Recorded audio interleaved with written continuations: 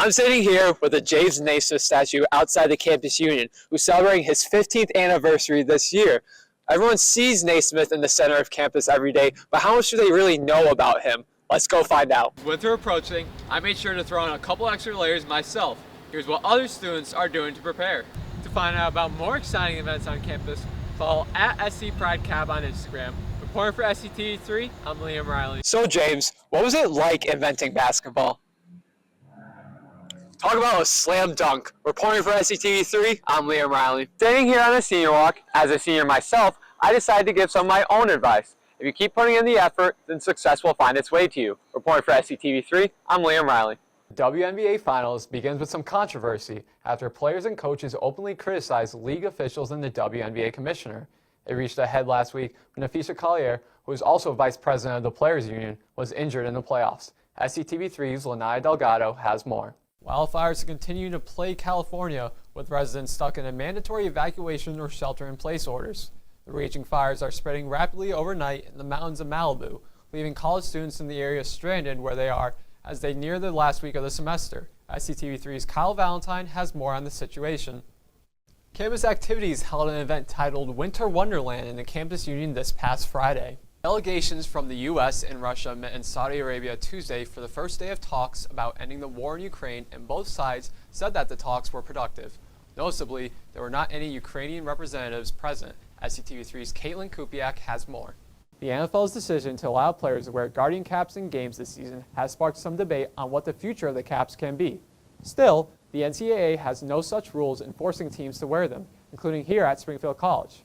SCTV3's Nick Panchages talked to members of the football team and athletic training department to get insight about the potential use of the Guardian cap beyond just the pros. Men's basketball kicked off their season last week, so I talked to graduate student Jerron Flynn about how the team has looked so far.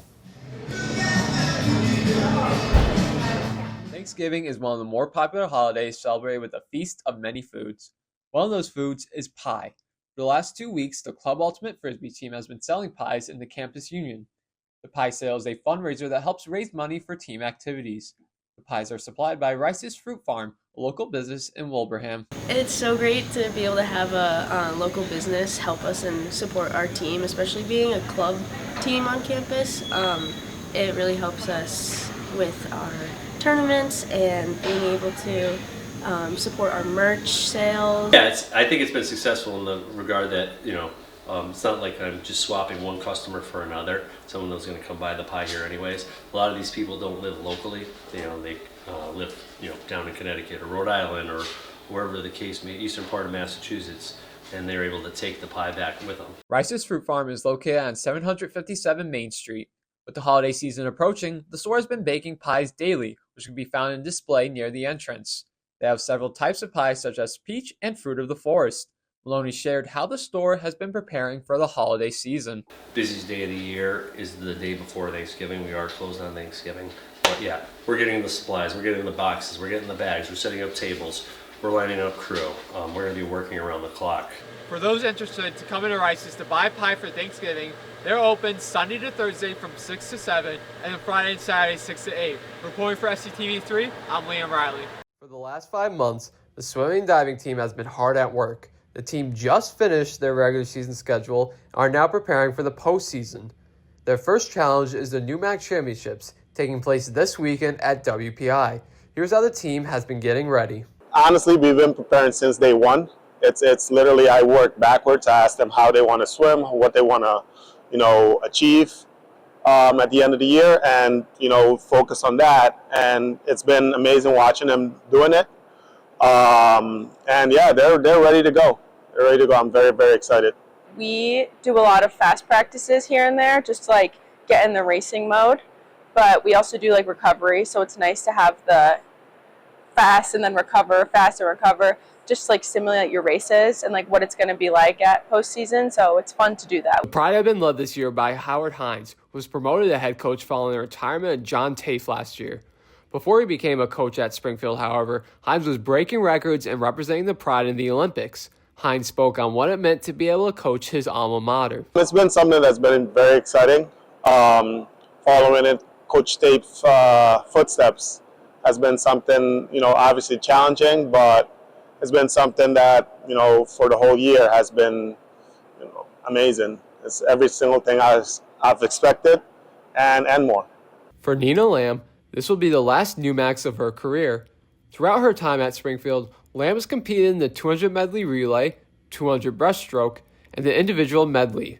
Lamb reflected back on her time in the pool and how it has affected her. It's definitely showed me that, like, you're way mentally stronger than you think. I mean, swimming's a very demanding sport, and like coming into the pool every day, working hard, coming in twice a day. I mean, we sometimes swim twice a day, go to lift. It's just like, it's a lot on your body and a lot on your mind, but like just knowing that you were able to do that for 4 years is very like impressive, Taking a look at the diving side of the team, Christian Butler has been flying in what's been a successful sophomore campaign.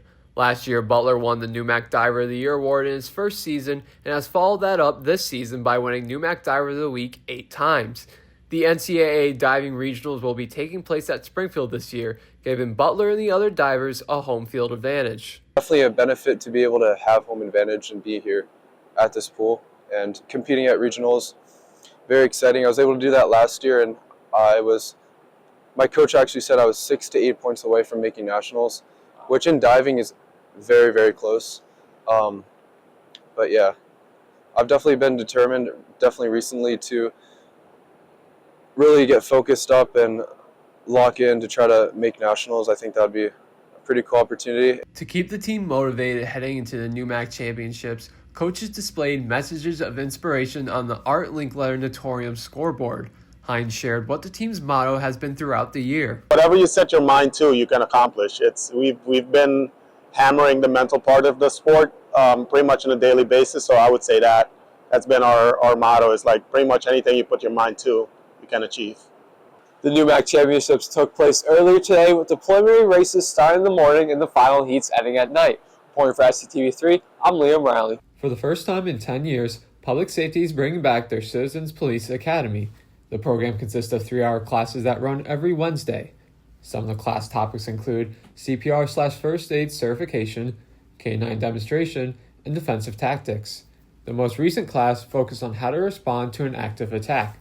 Officers from Public Safety led the class and went over ways of how to react in an active attack situation. This included practicing tying tourniquets and officers demonstrating how to assess a threat with plastic firearms. Students from the class feel that the program is a valuable learning experience. Active attack situations, so teaching you like tourniquet application, combat gauze, and a couple other things like that.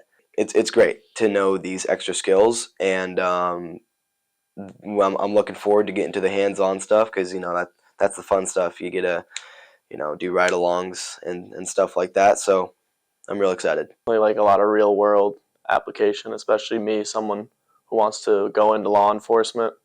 I think there's a lot of stuff that I could, carry over into like when I'm in the academy or when I'm actually on the job someday. The Citizens Police Academy program is overseen by Sergeant Ian Curtis. After watching how well received the program was at his prior agency, Curtis implemented the classes to help students understand the daily work of a police officer. Curtis spoke on why teaching classes like the Active Shooter Response course is important. It's critical for people to be prepared for these types of events. So the more information that we can get out to our student body and have prepared individuals with a skill set ready to go, it just helps mitigate, God forbid, something like that were ever to happen on campus.